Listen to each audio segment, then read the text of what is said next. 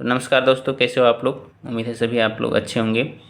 तो इस वीडियो में हम लोग जानेंगे आज से मॉडर्न हिस्ट्री के बारे में पूरा अच्छे से पूरा डिटेल से देखेंगे। अगर आप मेरे चैनल में नए हैं तो मेरे चैनल को सब्सक्राइब कर लें और अपने दोस्तों को भी शेयर करें। और लास्ट में अगर वीडियो अच्छा लगेगा तो एक लाइक ज़रूर बनता है, एक लाइक, है ना। तो चलिए हम लोग जानते हैं सबसे फर्स्ट मॉडर्न हिस्ट्री के बारे में।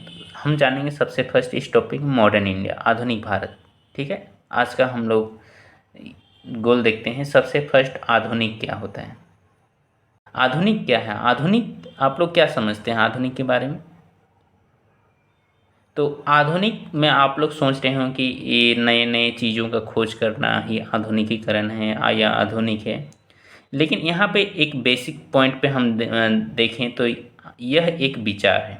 आधुनिक क्या है, एक विचार है, ठीक है, थॉट है। अब ये विचार जो है कैसे उत्पन्न होता है। विचार ये स्वतंत्रता से उत्पन्न होता है, समानता से होता है, बंधुत्व से होता है, कानून का शासन होना चाहिए, आधुनिक शिक्षा होना चाहिए। ये सब सारा से नए विचार का उत्पन्न होता है। इसमें हम देखेंगे स्वतंत्रता, समानता, बंधुत्व, ये तीन अगर किसी व्यक्ति को दे दिया जाए तो उसमें नया नया चीज़ ही डेवलप होगा ही होगा। इसमें से हम सबसे प्रमुख पॉइंट है आधुनिक शिक्षा।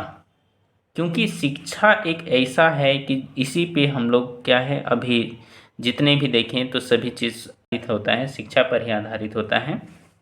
जिसके चलते हम लोग सबसे फर्स्ट प्रायोरिटी देते हैं शिक्षा का। ठीक है, क्योंकि एजुकेटेड इंसान ही क्या करता है, नए चीज़ों का ज्ञान दे सकता है, नए चीज़ खोज सकता है। इसीलिए हम लोग हर अपने बच्चों को भी चाहते हैं या हम लोग भी चाहते हैं अच्छा से अच्छा शिक्षा प्राप्त करें। तो आधुनिक शिक्षा में देखें क्या, तो आधुनिक शिक्षा में कैसा होना चाहिए, एक ऐसी शिक्षा व्यवस्था है जो धर्म पर आधारित नहीं हो। दूसरा हम देखें, यह तर्क पर आधारित होगा। अब यहाँ पर आधुनिक शिक्षा कैसा होना चाहिए, तर्क पर आधारित होगा। अब तर्क से ही हम लोग का क्या होता है, विज्ञान का खोज होता है। ठीक है, नए नए तर्क आएगा, नया नया खोज जुटेगा, जिसके चलते हम लोग नया नया चीज़ हम लोग क्या कर सकते हैं, इन्वेंट कर सकते हैं। तो इसी के चलते नई नई चीज़ों को जानकारी। अभी हम लोग देखते हैं कि बदलते विश्व का हम देखें तो कोई भी एक चीज़, कोई भी देश अगर खोज लेता है तो उसको तुरंत ही विज्ञान के माध्यम से वो क्या है, पूरे वर्ल्ड में प्रचार हो जाता है कि देखो अमेरिका ये कर रहा है, जापान ये कर रहा है, चीन ये कर रहा है, भारत ये कर रहा है। ये सब सारा चीज़ जानकारी कैसे होता है, विज्ञान का खोज से ही हुआ है। आगे हम देखते हैं इसमें, तो इसको आगे हम बढ़ाते हैं 1453 ईस्वी में। सबसे फर्स्ट यहाँ पर देखेंगे 1453 ईस्वी में कुस्तुनतुनिया एक जगह का नाम है। यहाँ पर जो है ना, बड़े बड़े विद्वान और ज्ञान का केंद्र माना जाता है कुस्तुनतुनिया को। ठीक है, कुस्तुनतुनिया में यहाँ पर तुर्क ने अधिकार कर लिया। ठीक है, अब अधिकार करने के कारण क्या था, तो यहाँ पर जो है अधिकार करने का कारण ये था कि वहाँ पर, तो इसमें से देखें तो इसके कारण क्या हुआ, अधिकार किया तो उसके बाद में क्या हुआ, तो सबसे फर्स्ट जो है यूरोप और भारत का बीच में जो भी व्यापार होता था ना, वो सब धीरे धीरे खत्म होता गया। तो उसमें देख लेते हैं थोड़ा सा। पहला पॉइंट यहाँ पे, भारत और यूरोपियन के बीच में अरबियों के सहयोग से होने वाला जो व्यापार होता था वो क्या हो गया, खत्म हो गया। क्लियर हो गया। सेकेंड हम देखते हैं कि कुस्तुनतुनिया के लोग जो है अपने पांडुलिपि के साथ इटली चले गए। अब यहाँ पर जो है तुर्क का अधिकार हो गया कहाँ, कुस्तुनतुनिया में। तो यहाँ का लोग जो है अपना पांडुलिपि को लेकर कहाँ चला गया, तो इटली चला गया। ठीक है, अब इटली का प्रमुख शहर हम देख लेते हैं। इसका प्रमुख शहर क्या क्या है, सेम है, जिनेवा है, फ्लोरेंस है, वेनिस है, ये सब इटली का प्रमुख शहर है ना। इसको थोड़ा सा हम यूरोप और भारत के बीच कैसा व्यापार होता था और कुस्तुनतुनिया के लोग कहाँ गए, ये सब के बारे में थोड़ा सा हम लोग देख लेते हैं। तो ये रहा, जैसे तैसे बना दिए हैं ड्राइंग, ऐसे तो नहीं होता है, लेकिन देखिए कि ये वर्ल्ड मैप है, मानिए सपोज दैट। ठीक है, यहाँ पर देखें तो भारत ये है ना, भारत ये है। अब यहाँ पर देखें तो यहाँ से जो है यूरोप यहाँ है। यहाँ से यहाँ का व्यापार जो है अरब, बीच में अरबी लोग थे, अरब देश के लोग थे, तो यहाँ पर जो है तुर्क लोग अधिकार कर लिए। अब तुर्क लोग अधिकार किया तो यहाँ से जो भी थे आपका कुस्तुनतुनिया के लोग, वो सब कहाँ चला आया? इटली चला आया। इटली, ये आसपास का क्षेत्र में इटली है, ठीक है, तो यहाँ पर आया। स्पेन, यहाँ पर देखेंगे स्पेन से हम लोग देखेंगे कि यहाँ से स्पेन का लोग जो है ना समुद्री मार्ग ढूंढने के लिए शुरुआत करता है स्पेन का। पुर्तगाल, उसके बाद देखा देखी जो है स्पेन के बाद पुर्तगाली भी अपना समुद्री मार्ग ढूंढता है। तो स्पेन सफल नहीं हो पाता है, लेकिन पुर्तगाल सफल हो पाता है समुद्री मार्ग ढूंढने के लिए। यूरोप में व्यापार होता था, जिसके चलते इधर का जितना भी क्षेत्र है ये सब सभी क्षेत्र के लोग जो है यूरोप पे डिपेंड करते थे। तो जब यहाँ से माल का सप्लाई भारत से नहीं होने लगा, तब क्या होने लगा? तब हाहाकार मच गया। हाहाकार मचा तो फिर यहाँ के लोग जो हैं सोचने लगे कि क्यों नहीं हम लोग समुद्री मार्ग ढूंढा जाए। यहाँ क्योंकि जो थल सीमा था, थल या ज़मीन का जो मार्ग था वो तो बंद हो गया क्योंकि तुर्क अधिकार के कारण। तो आगे हम देखते हैं समुद्री मार्ग के लिए। तो सबसे फर्स्ट यहाँ पे हम देखें कि मार्को पोलो द्वारा बनाया गया इंडियन ओशन के आसपास का मैप तैयार किया गया था, ठीक है। मार्को पोलो जो है वो इंडियन ओशन के आसपास का मैप तैयार किया, है ना। भारत देख सकते हैं, भारत के नीचे हम लोग देखते हैं तो क्या है? इंडियन ओशन है, यानी कि हिंद महासागर है। तो वो आसपास का क्षेत्र का मैप तैयार किया। अब इसमें हम लोग देखेंगे वो मैप के आधार पर यहाँ पर देखा गया तो स्पेन का राजकुमार, है ना, आप बोले ना कि स्पेन का लोग क्या करेगा? समुद्री मार्ग ढूंढना शुरू कर देगा। तो स्पेन का जो राजकुमार है प्रिंस हेनरी द नेविगेटर, ये समुद्र यात्रा का प्रेमी था, समुद्र यात्रा का प्रेमी था। अब ये क्या किया कि समुद्र यात्रा के थ्रू से ये क्या करना शुरू किया? भारत का खोज के लिए एक सेना तैयार किया। अब ये तो नहीं गया, लेकिन इसने एक सेना तैयार किया भारत का खोज के लिए। और सबसे फर्स्ट में सेना तैयार किया तो कैसा सेना तैयार किया? तो जो साहसी हो समुद्री मार्ग में, वो साहस के साथ चल सके, नहीं तो समुद्र का इस छोर से उस छोर तो दिखता नहीं है, जिसके चलते है वैसा सेना नहीं जो टर्बोक हो, वैसा सेना जो साहसी हो, वैसा सेना तैयार किया। तो सबसे फर्स्ट यहाँ पर कोलंबस, है ना, कोलंबस कहा कि हम भारत का खोज कर लेंगे। तो कोलंबस ने भारत की खोज के लिए कब? 1492 ईस्वी में पश्चिम दिशा की ओर चला। तो ये लोग वेस्ट इंडीज में अटक गया। वो सब वेस्ट इंडीज गया तो ये सबको लगा कि हम लोग भारत पहुंच गए, लेकिन भारत तो वो सबको कहाँ पता था कि इस कितना दूर है स्पेन से। तो ये सब वेस्ट इंडीज में गया जहाँ काला काला लोग था, तो वहाँ भी देखा कि अरे ये नहीं तो भारत तो नहीं है। फिर से वहाँ से जाके ये तो असफल हो गया खोजने में। दूसरी बार हम देखते हैं इसके बाद जो भारत का खोज के लिए अमरीगो विसुपियस, है ना, अमरीगो विसुपियस, ये इसके नाम से अमेरिका पड़ा है। तो ये अमेरिका पड़ा है तो ये भी क्या किया? ये भी निकला भारत का खोज के लिए, लेकिन ये कहाँ जा पहुँचा? अमेरिका, ठीक है, अमेरिका का आइलैंड में जा के पहुँचा। तो वहाँ से भी ये रिटर्न हो गया, ठीक है। इसके बाद में जाता है जॉन मैगलन जाता है भारत का खोज के लिए। तो इसने भारत को ढूंढने के लिए फिलीपींस तक पहुंचा। अब सोचिए, भारत को ढूंढने के लिए फिलीपींस तक पहुंच गया, लेकिन ये उतना पता नहीं कर पाया। लेकिन ये जो है पहला व्यक्ति जो है, ये पहला व्यक्ति जो समुद्र मार्ग से धरती का चक्कर लगाया था, है ना। जॉन मैगलन जो है ये समुद्र मार्ग में सबसे ज़्यादा उस टाइम का में ट्रैवल करने वाला पहला व्यक्ति है जॉन मैगलन। लेकिन ये भी आपका इंडिया को प्राप्त नहीं कर पाया, भारत की खोज नहीं कर पाया। अब हम जानते हैं पुर्तगाल, ठीक है। स्पेन से जस्ट नीचे था पुर्तगाल। तो पुर्तगाली लोग जो है ना सबसे फर्स्ट में भारत का खोज किया, है ना। भारत का लोग पुर्तगाल। अब पुर्तगाल कौन था? सबसे फर्स्ट वास्को डी गामा, इसने भारत का खोज किया था। थोड़ा सा देख लेते हैं। वास्को डी गामा भारत आया। अब भारत कैसे आया? तो ये मेडागास्कर तक पहुंचा और यहाँ पर हिंद महासागर में एक गुजराती व्यक्ति अब्दुल मुनीद से मुलाकात किया। ठीक है, अब्दुल मुनीद से मुलाकात करने के बाद उसी के सहयोग से क्या किया, भारत आया। ठीक है, तो वास्को डी गामा कहाँ पर, मेडागास्कर में, हिंद महासागर में एक नीचे देखेंगे मेडागास्कर है, वहाँ पर जो है अब्दुल मुनीद ये व्यापारी था। तो अब्दुल मुनीद से मुलाकात करने के बाद इसके सहयोग से भारत आ गया।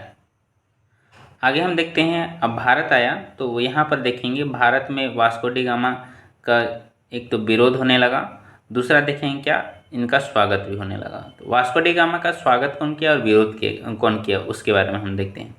विरोध कौन किया, तो जो व्यापारी लोग थे, यानी कि अरब देश का जो लोग थे व्यापारी सब, ये लोग वास्को डी गामा का विरोध किया। अब विरोध किया तो इसमें दोनों के बीच में क्या हुआ, आपसी युद्ध होने लगा। आपस में युद्ध होने लगा तो ये वास्को डी गामा क्या किया कि जो अरब का जो जहाज़ था ना उसको छीन लिया।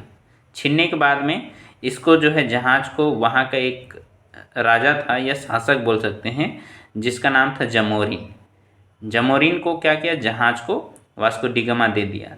अब ये तो खुश हो गया जमोरिन यहाँ पर देखें तो जमोरिन कालीकट का शासक था। ठीक है, क्योंकि वास्को डी गामा सबसे फर्स्ट टाइम कालीकट में ही जाकर पहुंचा था। अगर पूछे क्वेश्चन कि भारत में सबसे पहले वास्को डी गामा कहाँ आकर पहुंचा था, तो कालीकट में आके पहुंचा था, ये याद रखना है।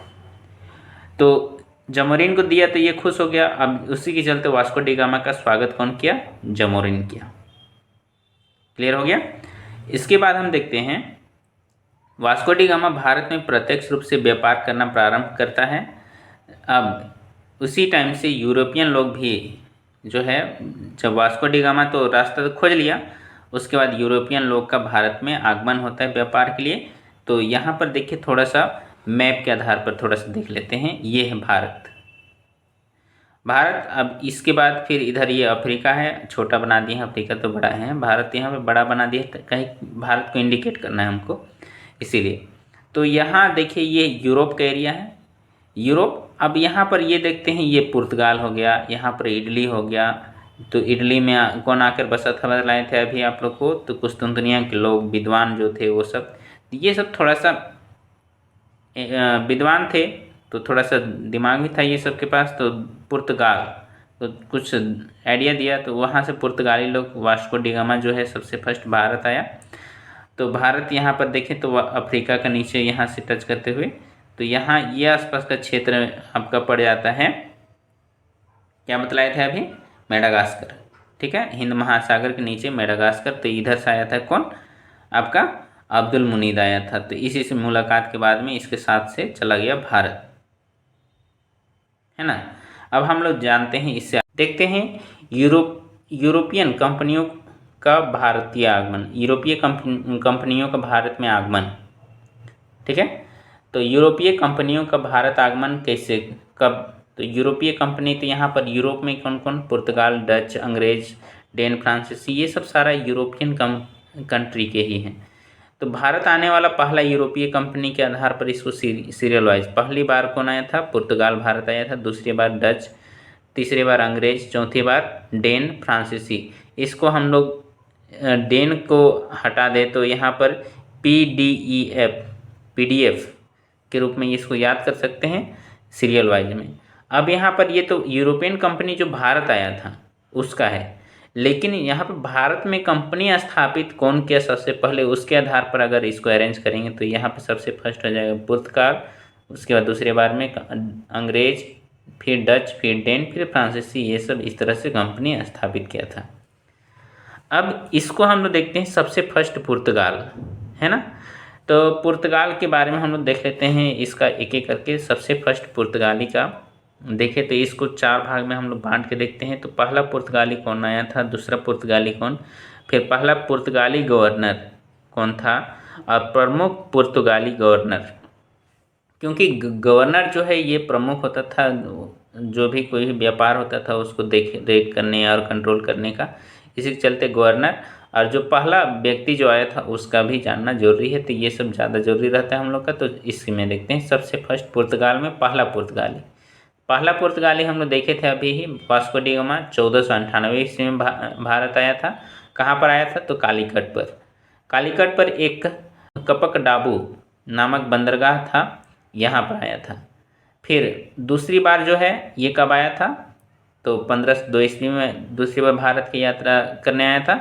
और वास्को डी गामा जो है ना, ये व्यापार के रूप में यहाँ से भारत से काली मिर्च लेके गया था और बहुत मुनाफा कमाया था। तो ये था वास्को डी गामा का व्यापार। दूसरा बार जो है दूसरा पुर्तगाली कौन आया था? कैब्रल आया था, ये 1500 ईस्वी में। इसमें हम थोड़ा सा देख लेते हैं आगे कि पहला पुर्तगाली कारखाना जो है कोचीन में स्थापित किया गया था। कब स्थापित किया गया था? तो 1503 में। क्वेश्चन अगर कभी पूछ देगा कि पहला पुर्तगाली कारखाना कहाँ स्थापित हुआ था, तो कोचीन में। कब? तो 1503 ईस्वी में।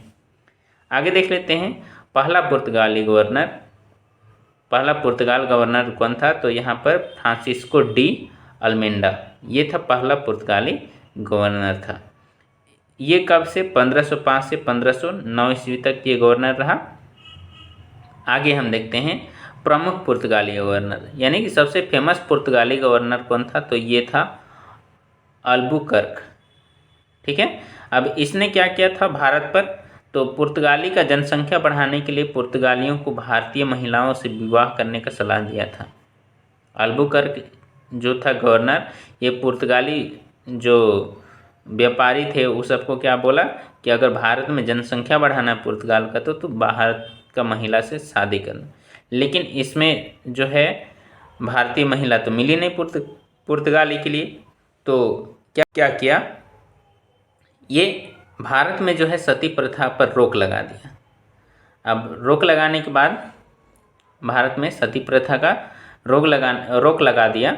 इसके बाद यहाँ पर देखें तो सती प्रथा पर रोक लगा दिया।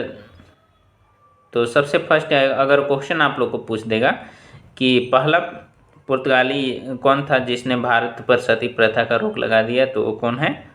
अल्बुकर्क है। आगे हम देख लेते हैं इसने बीजापुर के शासक से 1510 ईस्वी में जो है गोवा छीन लिया। ठीक है, ये गोवा है, गोवा छीन लिया और कार्टेज टैक्स अरब सागर में वसूला जाता था। तो यहाँ पर गोवा को भी छीन लिया। अब वहाँ पर गोवा को छीनने के बाद में अधिकार स्थापित कर लिया अपना। अब देखें तो पुर्तगाली लोग जो थे वो क्या है, हिंद महासागर का क्षेत्र तो अपना लिया। अब उसमें से अरब सागर या अरब लोग के जो भी थे व्यापार करने के लिए अरब से आते थे व्यापारी, तो उस में क्या टैक्स डाल दिया। वो टैक्स का नाम क्या है? कार्टेज टैक्स, है ना। अरब सागर में वसूला जाता था जो टैक्स, वो कार्टेज टैक्स वसूला जाता था। इतना दूर तक क्लियर हो गया। आगे हम देखते हैं, फिर यहाँ पर देखें तो व्यापार के लिए पुर्तगाल और ब्रिटेन यानी कि ब्रिटिश के बीच में क्या होने लगा, युद्ध शुरू हुआ, यानी कि विवाद शुरू हो गया दोनों के बीच में। अब इसको दूर करने के लिए क्या किया गया, पुर्तगाली राजकुमारी को कैथरीन, यानी कि पुर्तगाली राजकुमारी जिसका नाम कैथरीन था, उसका विवाह ब्रिटिश राजकुमार चार्ल्स से कर दिया गया। अब इसमें तो उसका विवाद तो ख़त्म हो गया, लेकिन क्या हुआ, पुर्तगाली जो है खुशी से क्या किया, भारत का जो है बम्बई को दहेज में दे दिया ब्रिटिश को नहीं, राजकुमार को दे दिया दहेज में। लेकिन राजकुमार क्या किया, जो दहेज मिला हुआ जो ज़मीन था उसको क्या किया कि ब्रिटिश कंपनी को दे दिया। अब ब्रिटिश कंपनी को दिया, ये दोनों में तो विवाद था, किसमें, ब्रिटिश कंपनी और पुर्तगाल में। तो इसमें देखा जाए कि ब्रिटिश कंपनी को दे दिया, तो इसमें से धीरे धीरे क्या होने लगा, पुर्तगालों का प्रभाव भारत में घटता गया और ब्रिटिश का जो है प्रभाव बढ़ता गया। अब हम आगे देखेंगे डच के बारे में। ठीक है, डच कौन लोग थे, सबसे पहला यहाँ पर अगर आ जाएगा तो डच कौन लोग थे, तो हॉलैंड के निवासी जो थे वो सब क्या कहलाते थे, डच कहलाते थे। अब डच ईस्ट इंडिया कंपनी का स्थापना 1602 ईस्वी में हुआ और इनका भारत में आगमन जो है 1605 ईस्वी में। यहाँ पर स्थापना 1602 ईस्वी में और यहाँ पर भारत आगमन 1605। इसका मतलब समझिए कि ये जो है डच ईस्ट इंडिया कंपनी जो है आपका हॉलैंड में ही, क्या बोले, हॉलैंड में ही 1602 ईस्वी में क्या हुआ था, गठित हुआ था। और ये भारत में आया कब? 1605 ईस्वी में। इसीलिए यहाँ पर इस तरह से, ये नहीं कि भारत में इसका स्थापना हुआ है 1605 ईस्वी में। आगे हम देखते हैं, डच ने भारत से सूती वस्त्र का सबसे ज़्यादा व्यापार किया। डच किसका व्यापार किया? तो सूती वस्त्र का सबसे ज़्यादा भारत से व्यापार किया। इन्हें मसालों से भी बहुत लगाव था, जिसके चलते मसालों का द्वीप इंडोनेशिया, यानी कि मसालों से भी बहुत लगाव था। भारत से भी मसाला यहाँ पर देखा जाए तो दक्षिण भारत में मसाला की खेती बहुत ज़्यादा होता है, जिसके चलते मसालों का भी व्यापार किया जाता था डच के लोग। अब यहाँ पर आता है मसालों का द्वीप। तो एक मसालों का द्वीप है इंडोनेशिया। इंडोनेशिया में सबसे ज़्यादा मसाला, तो इंडोनेशिया को हम लोग बोला जाता है मसालों का द्वीप। ठीक है, नेक्स्ट देखते हैं, डच ने सोने का सिक्का जारी किया था। व्यापार कर रहा था तो इस टाइम डच लोग एक सोने का सिक्का जारी किया था, जो पेगोडा नामक सिक्का था। डच के द्वारा जारी किया गया सिक्का कौन था सोने का? तो पेगोडा नामक सिक्का था, ये याद रखना है। क्लियर हो गया। इसके बाद जो है व्यापार के लिए 1759 में अंग्रेज और डच के बीच में फिर से युद्ध हो जाता है। यहाँ पर देखेंगे अंग्रेज का पुर्तगाल से भी युद्ध हुआ, अब डच से भी युद्ध होता है। अब युद्ध में देखा जाए तो क्या हुआ, ये कौन सा युद्ध किया गया? तो बेदरा का युद्ध। ठीक है, जो युद्ध अंग्रेज और डच के बीच में लड़ा गया, तो बेदरा के युद्ध में किसका हार हो जाता है? डच का हार हो जाता है। क्लियर है। तो इस युद्ध में डच की हार हो जाता है और फिर डच क्या करता है? वापस चला जाता है। उसके बाद आता है डेन। डेन कुछ नहीं, यहाँ पर आता है भारत में, बस अपना कंपनियाँ स्थापित करता है और जो है ये अंग्रेज को बेचकर अपना व्यापार, यानी कि अपना व्यापार को बेचकर या फिर अपना कंपनी को बेचकर क्या करता है? भारत से चला जाता है। तो इसके बारे में थोड़ा सा देख लेते हैं। डेन किसको कहते हैं? तो डेनमार्क के लोगों की क्या बोला जाता है? डेन बोला जाता है। डेन लोग 1616 ईस्वी में भारत आया था और 1616 में ही क्या किया, ये लोग जो है डेन ने अपना व्यापार अंग्रेजों को बेचकर वापस चला गया। ठीक है, इतना क्लियर है। आगे हम देखें तो फ्रांसीसी के बारे में देखते हैं। तो इसमें से देखा जाए तो फ्रांस का एक राजा था लुई 14। ठीक है, लुई 14वां, ये आप लोग NCERT बुक में देखे होंगे। तो इसका शासक था, इसका मंत्री यहाँ पर देखे वाणिज्य मंत्री था कोलबर्ट। कोलबर्ट क्या किया? 1664 ईस्वी में फ्रांसीसी ईस्ट इंडिया कंपनी का स्थापना किया। अब उसके बाद 1668 ईस्वी में अपना पहला फैक्ट्री खोला था, भारत में खोला था फ्रांसीसी लोग। और इसका गवर्नर किसको नियुक्त किया गया था? फ्रांसीसी ईस्ट इंडिया कंपनी का। तो इसका गवर्नर डुप्ले को रखा गया था, डुप्ले को नियुक्त किया गया था। और इसे आप देखें तो डुप्ले जो है भारत के शासकों के साथ बेहतर संबंध बना लिया था। अब किसके साथ? तो यहाँ पर मैसूर के साथ में बहुत बेहतर संबंध बनाया था, मैसूर के साथ बेहतर संबंध था। अब हैदर अली के साथ बेहतर संबंध बनाया। आगे हम देखते हैं फ्रांसीसी ने, ठीक है, मैसूर के साथ बेहतर संबंध बनाया। तो अब हम फ्रांसीसी ने क्या किया? पांडिचेरी की स्थापना किया था। ठीक है, पांडिचेरी की स्थापना किया, जिसमें से फ्रांसिस मार्टिन ने बनवाया था। यहाँ पर पांडिचेरी में फोर्ट लुई नामक किला बनवाया था। ठीक है, यहाँ पर देख सकते हैं फोर्ट लुई नामक किला बनवाया था। तो फोर्ट लुई नामक किला कौन बनवाया था? तो फ्रांसिस मार्टिन ने बनवाया। अच्छा लगा होगा तो एक लाइक तो ज़रूर बनता है दोस्तों, और मेरे चैनल को अगर सब्सक्राइब नहीं किए हैं तो सब्सक्राइब भी ज़रूर कर दें, है ना। इसी तरह का वीडियो आप लोग को मिलता रहेगा, और आप लोग का जितना भी कंपटीशन एग्ज़ाम बेस्ड रहेगा वो सब के लिए आप लोग अच्छी तरह से तैयारी कर सकते हैं। तो चलिए दोस्तों, मिलते हैं नेक्स्ट वीडियो में।